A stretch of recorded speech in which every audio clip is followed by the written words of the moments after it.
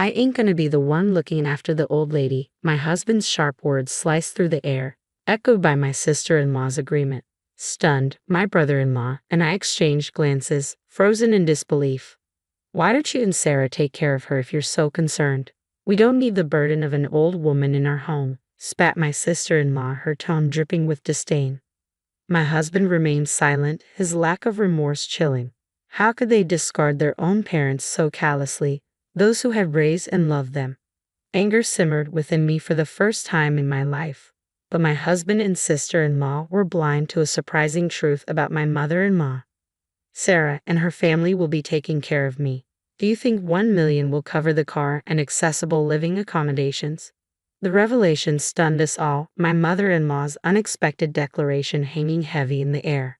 In that moment, my husband and sister-in-law unwittingly sealed their fate, oblivious to the consequences of their words. My name is Sarah. At 40, I found solace in my career as an art teacher, inspired by my parents' artistic legacy. I married Gavin, Emily's son, and we raised 2 beautiful daughters, Autumn and Kate. Life was peaceful until the harsh reality struck. My mother-in-law suffered a stroke. She had always been a kind soul, treating me like her own daughter since childhood. But after Ryder, my father-in-law, passed away, she seemed to lose her spirit. I noticed a change in my mother-in-law's demeanor and made it a point to visit her often with my kids. We'd spend quality time together, even venturing out on outings that seemed to lift her spirits. But one day, I received a frantic call from my children informing me that she had collapsed. Without a second thought, I rushed to the hospital, hastily explaining the situation to my understanding boss at the art school where I taught. Upon arrival, I was met with a scene that left me speechless. My husband, sister-in-law, and kids were engaged in a heated exchange. Dad, Aunt, why would you say something like that? Grandma is your real mom, right? My children's innocent voices pleaded, only to be met with my husband's sharp retort. Shut up. You kids have no business in this. Keep your mouth shut. Witnessing my husband shouting at our children in the hospital, and my sister-in-law glaring at them, I intervened, desperately trying to diffuse the tension. What's going on here? Calm down, I urged, struggling to catch my breath. But instead of cooperation, my husband and sister-in-law unloaded the situation onto me and swiftly left. It wasn't the first time my husband had treated our children and me differently, showing little concern for our well-being. Despite his part-time job, which kept him occupied for 4 days a week, he failed to contribute significantly to our family's finances. Worse yet, he squandered what little he earned on himself, leaving little for our needs. His absence extended beyond his job, with him rarely present at home. Even when he was preoccupied with his phone or lost in a comic book, ignoring my pleas for help with household chores and quality time with our kids. It was a stark contrast to the generosity we had experienced from my parents-in-law's friends when we first started our family. I never imagined our life would take this turn. It leads me to question if I should have given more thought to my choice of life partner. As for my sister-in-law, she mirrors my husband's indifference towards me, our children, and even our mother-in-law. It's not just with her, she treated my father-in-law the same when he was alive. Her sole interest seems to be her job as a hostess where she entertains young men. Consequently, she neglects household chores and caring for our shared home. Whenever our mother-in-law attempts to communicate with her, she snaps back with disdain, prioritizing her own time and needs. The saying, "the same parents' hearts are unknown to their children," couldn't ring truer in this situation, or rather, it's even worse. Witnessing such atrocious behavior from my husband and sister-in-law left me speechless. Yet amidst this turmoil, my main concern remained with my mother-in-law, who was undergoing surgery. Prayers for her well-being filled my thoughts as I navigated through the chaos. Amidst it all, a familiar face arrived at the hospital, someone I had called on our way there. "Sister-in-law, how is Mom doing?" Shane, my husband's younger brother, stood before me, accompanied by his wife Maya and their twin daughters who were the same age as our children. Panting and drenched in sweat, they had rushed to be with us. Shane had found success as a novelist, his hobby-turned-career flourishing after one of his novels became a hit online during his university days. He married Mia 2 years after graduating and welcomed twin daughters. Now, they lived peacefully in the city, away from the family home. "She's still in surgery. It's uncertain what will happen," I informed them, grateful for their presence amidst the uncertainty. I wished I could offer words of reassurance, But faced with such uncertainty, my attempts felt feeble. However, the younger brother-in-law appeared slightly relieved, a stark contrast to the tension radiating from his older siblings. Unlike my husband and sister-in-law, he genuinely cared for us and our mother-in-law. Concerned about her aging and widowhood, he remained in close contact, frequently bringing his family back to their parents' house to check on her. These visits served as a source of comfort and strength for our mother-in-law. My in-laws, inherently kind souls, always avoided unnecessary conflict with my husband, sister-in-law, and brother-in-law since childhood. Sadly, this may have inadvertently contributed to my husband and sister-in-law's current demeanor. Yet amidst the discord, my brother-in-law emerged as a beacon of decency. Hours later, the surgery concluded and the doctor ushered us into a small room. "We've done all we could. She'll survive, but there will be lingering effects. She'll require round-the-clock care," the doctor disclosed, leaving us breathless. The prospect of my mother-in-law's recovery filled me with hope.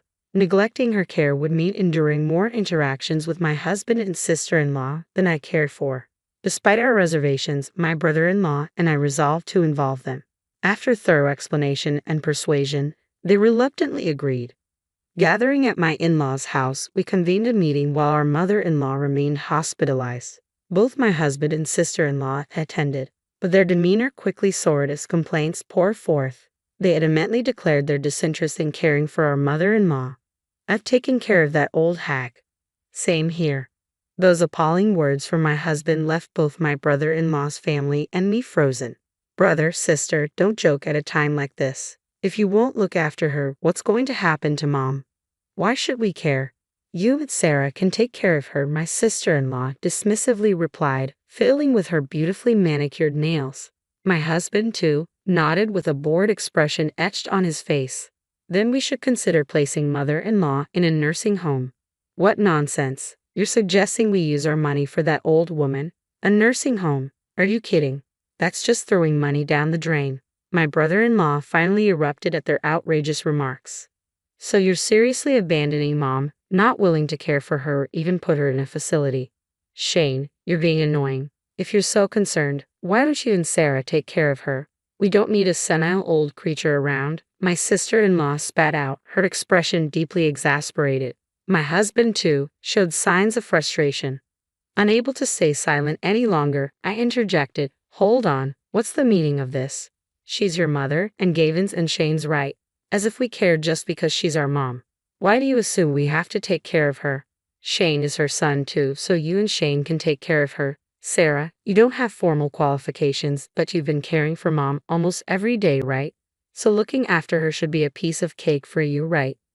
With that, my sister-in-law smirked in the most disgusting way, and I no longer had the energy to argue. The situation was the same for my brother-in-law's family. We decided to bring this issue up with mother-in-law first. As we were leaving their home, my husband smirked unpleasantly, saying he wouldn't be coming home until this issue was settled. That they would so easily abandon their own mother, who had raised and loved them, left me in disbelief. For the first time in my life, I felt a deep sense of dismay.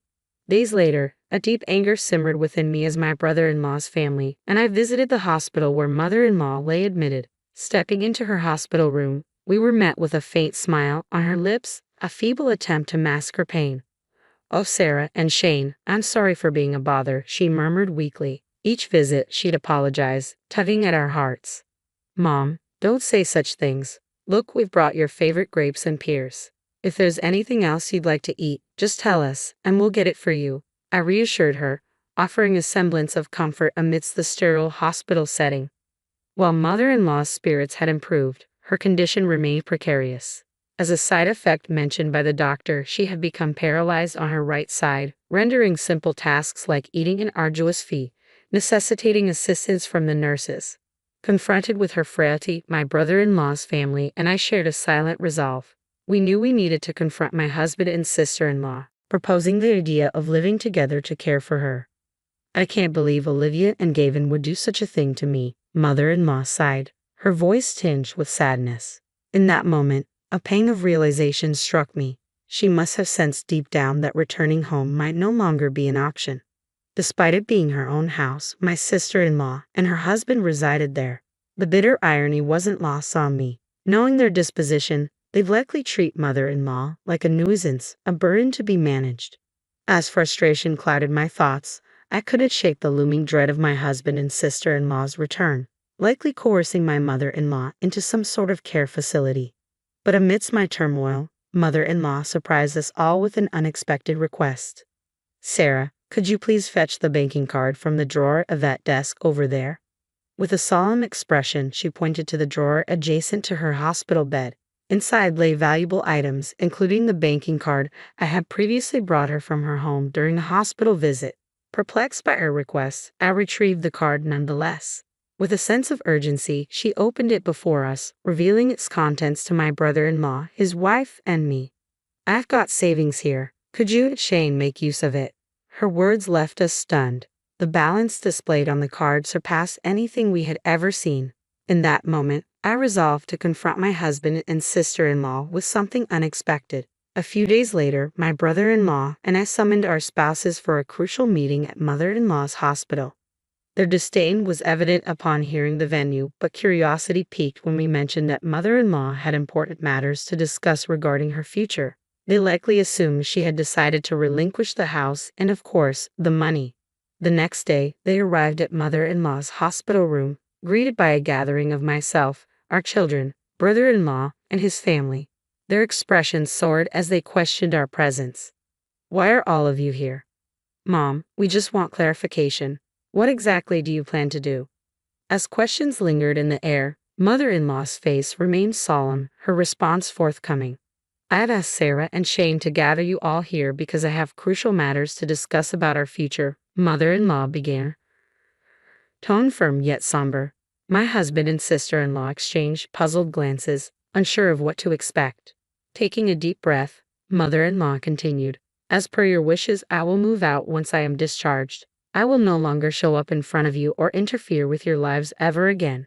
The gravity of her words hung heavy in the air as my husband and sister-in-law stared at her, their expressions akin to deer caught in headlights. "Sarah and Shane have filled me in on everything," mother-in-law continued, addressing their discomfort head-on. "The conversation you had about me in my house, the way you called me a terrible burden and planned to cast me out. I know it all." Before my husband and sister-in-law could respond, mother-in-law silenced them with a stern gaze. "Hold on, the conversation isn't over yet," she admonished, redirecting their attention back to her. "In exchange for my departure and our final goodbye, I'm asking both of you to leave the house as well," mother-in-law declared firmly. "Naturally, I will be cutting ties and excluding you from any inheritance." The shock on my husband and sister-in-law's faces was palpable. "From now on, I will be in Sarah's care. As I mentioned before, would 1 million suffice to make the house accessible and purchase a new car?" mother-in-law inquired, her gaze unwavering. Upon her insistence, I retrieved the banking card tucked away in my pocket and presented it to my husband and sister-in-law. Their disbelief was evident as they stared at the balance displayed on the card. 1 million? How? What's happening? It's impossible, my husband stammered, confusion etched on his face. "It's your father's legacy money. He'd been saving all this time," mother-in-law explained calmly, revealing a truth that had been kept hidden from them. Their speechlessness mirrored our own from days before. As mother-in-law concluded her revelation, the weight of the truth settled over us all. "I was planning to split this money between you two, but after understanding your true feelings, I've changed my mind, Olivia Gavin. You are no longer my children. I want you to leave this house." My mother-in-law's voice cut through the air, her tone cold and final. My husband and sister-in-law were jolted back to reality by her abrupt dismissal. "What? What are you saying? Gavin and I are your legitimate children too," my sister-in-law protested, disbelief etched on her face. "The only child I have is Shane. Plus, I have kind daughters-in-law Maya and Sarah. You don't know them. Start packing your belongings now, sever your ties with Shane and Sarah, and leave." Mother-in-law's words were uncompromising, leaving no room for argument. Having only ever known my mother-in-law's gentle demeanor, I was astounded to hear such harsh words from her. Her eyes bore a fierce, determined look, one that brooked no objections from my husband or sister-in-law. Though stunned into silence, I quickly collected myself, pulling out the idea card and placing it next to the bank card. "Here's the thing, Gavin. I'm taking this to City Hall right after I declare what you are." "Are you serious?" My husband's eyes widened in shock at the sight of the divorce application I brandished. This goes to show how much you must despise me, right? Don't worry about Autumn and Kate. I'll take care of them. You just go live your life the way you want to, I declared, my voice steady despite the turmoil raging within me. The revelation sent my husband into a fit of trembling, erupting in a loud outburst. His sister joined in, yelling and lunging at my mother-in-law.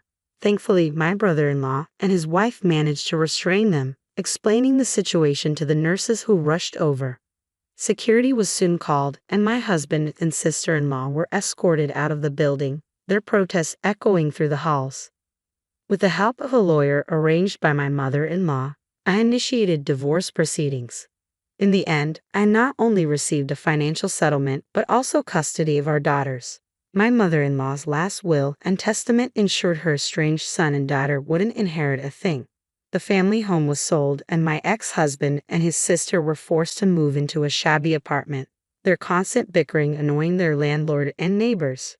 Meanwhile, I welcomed my mother-in-law into our home after her discharge from the hospital. Together with my kids, we took care of her, maintaining a peaceful and mutually supportive relationship.